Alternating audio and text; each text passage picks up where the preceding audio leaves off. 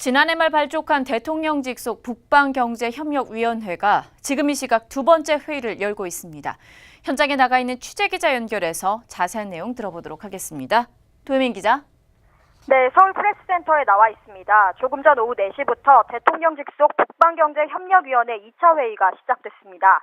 지난해 12월 1차 회의에 이어 6개월 만에 열린 두 번째 회의엔 송영길 북방경제협력위원회 위원장을 비롯해 기획재정부, 통일부, 산업부 등 정부 관계자와 민간위원, 그리고 한국수출입은행, 한국전력공사, 한국가스공사 등 유관기관 관계자들이 참석했습니다. 송영길 위원장은 회의 시작 전 모두 발언에서 북방경제협력이 국내 경기 진전으로 상호 연결돼서 청년 실업 문제 같은 현안 문제 등 여러 국내 경기 진작에 기여할 수 있도록 정책적 다리를 놔야 한다고 각오를 밝혔습니다. 회의가 시작된 지 1시간 정도가 지났습니다. 어떤 내용이 논의 중입니까?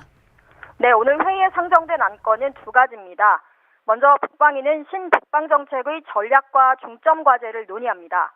평화 번영의 북방경제 공동체 형성을 비전으로 잡고 동북아 평화 기반 구축, 통합 네트워크 구축을 통한 전략적 이익 공유, 신성장 동력 창출, 인적 문화교류 확대 등 4가지 목표를 세웠습니다.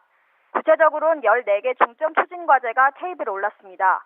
먼저 국경을 초월하는 경제협력으로 동북아 경제협력 모델을 강구합니다. 현재는 신의주와 단둥, 나진과 하산 프로젝트 등이 검토 가능한 사업으로 알려졌습니다. 국민적 관심이 높은 유라시아 대륙철도에 대한 이야기도 나왔습니다. 한반도 철도와 대륙철도 연결에 대비해서 강릉과 제진을 잇는 동해 북부선 조기 착수도 추진하겠다는 계획입니다. 이 밖에도 북극 항로 진출, 농업 분야, 4차 산업혁명 대응 등 다양한 주제가 논의됐습니다. 문재인 대통령의 방러를 앞두고 한국과 러시아 혁신 플랫폼 구축 계획도 다뤄졌습니다. 러시아의 원천 기술과 국내 기업들의 생산 기술을 결합시키는 비즈니스 모델 발굴을 추진합니다.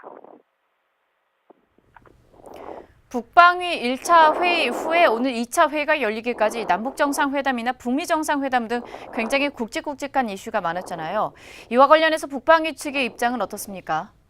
네, 북방위 측은 한반도 주변의 상황 변화로 인해 문재인 정부의 신북방정책 추진에 대한 기대감이 높다면서 특히 북한의 비핵화 진전과 대북 제재가 완화될 경우에 물류, 에너지 특구 개발 등 남북한과 러시아, 중국 등 주변 국가가 참여하는 초국경 협력 사업이 가능해지면서 북방 경제 협력이 보다 활성화될 것으로 기대하고 있습니다. 사실 지난해 12월 북방위원회 1차 회의 당시에 북방 파트너에 북한이 포함되지 않아서 논란이 좀 있었습니다.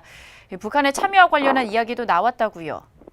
네, 2차 회의에 앞서 오늘 오전 열린 사전 브리핑에서 관련 이야기가 조금 나왔습니다.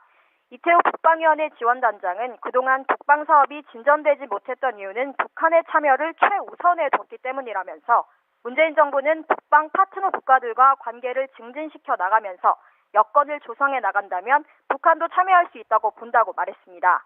대북 제재가 여전한 가운데 북방위는 북한의 참여를 열어주고 다른 북방 국가들과 북방경제 공동체의 기틀을 닦아두겠다는 취지로 읽힙니다.